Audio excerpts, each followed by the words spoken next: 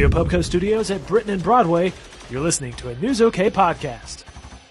Hi, everybody. Welcome to a comics podcast at newsok.com. I'm Matt Price. I'm here with Kyle Roberts. Now, thanks to the magic of video, this is the comics podcast with faces in it.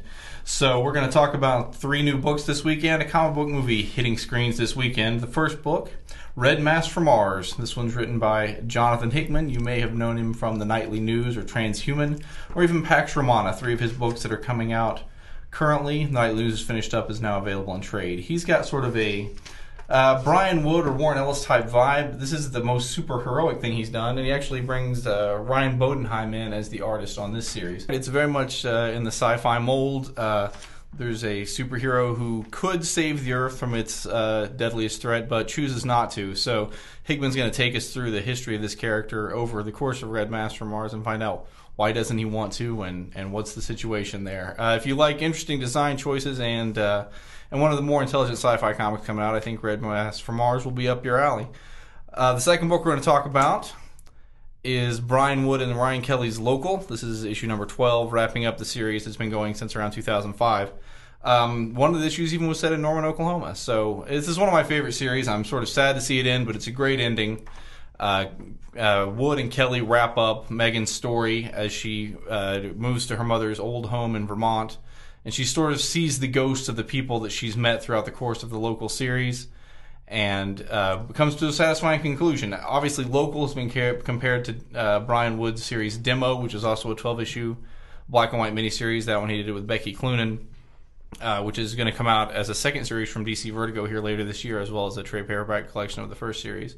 But while Demo sort of ended with a not quite everything is wrapped up feeling, Local actually gives sort of a satisfying wrap up to the entire series. I like both series a great deal, and both endings work. It's just sort of a different take he's taken in this second version. So. Yeah, I didn't really get this all the way. You know, I hadn't been following the series. I kind of came into it at the end, and I mean, it's kind of like, I don't know, she did it her own way, you know, kind of thing. It's a very kind of positive ending, but I don't know. I didn't really understand everything being wrapped up because I didn't know the previous ones, but I guess... Well, just for Kyle, they're putting out all 12 issues in a trade paperback later this year, and so that'll allow anybody who hasn't read Local up to now to get caught up to speed. Yep. We're going to talk our final comic part of the podcast where we move into comic-based movies. We're going to talk about Scar, Son of Hulk. Happy Father's Day, Hulk. You apparently have a kid. Scar was born on Sakaar, the planet that Hulk ruled during Planet Hulk, and left before World War Hulk. Hulk didn't know he had a kid. And Scar's mother was killed in the explosion that caused Hulk to get really, really angry and go back to Earth and smash things up in World War Hulk.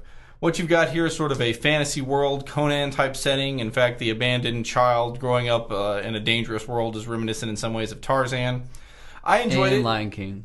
And, yeah, Lion King, sure. I enjoyed it. It's sort of a quick read. It's art by Ron Garney. You might know from Captain America or X-Men or even some time on Silver Surfer.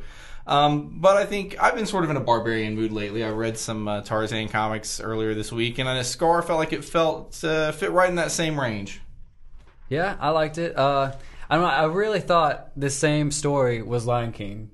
Really? Like, I mean, first it's kind of a universal story. Shows him as a little kid. He comes back, and they thought he was dead, you know? He comes back. Did I miss the singing animals in this? I don't know. I just can't wait to be king. I was waiting for that. All right, so, and if you're in a Hulk mood, you want to see what Daddy Hulk is up to this weekend, he's in your motion picture theater. Louis Leterrier is directing what's being called a requel of the Hulk with Edward Norton in the Bruce Banner role.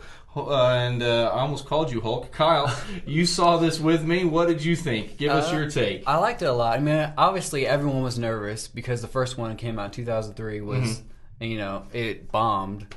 62 million the first weekend, 18 million the second weekend, which is a pretty big drop off. Yeah, and I mean, it was like 2.5 hours long, right? It took an hour and a half to get to the Hulk.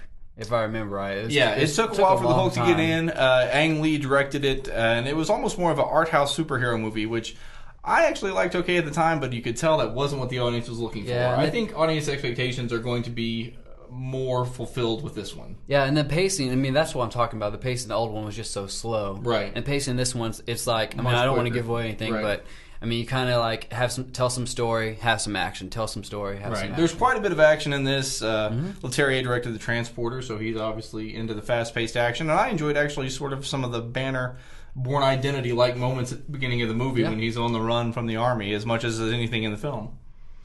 All right, so that's hitting theaters this weekend. And if you enjoy the Hulk, you can go pick up Scar, Son of Hulk. There's a few other Hulk comics out this week as well, including Marvel Adventures Hulk 12, which was written by Paul Benjamin from Oklahoma City. So you can get your Hulk fix in many ways. And so for Kyle Roberts, I'm Matt Price. Thanks for downloading us. Thanks.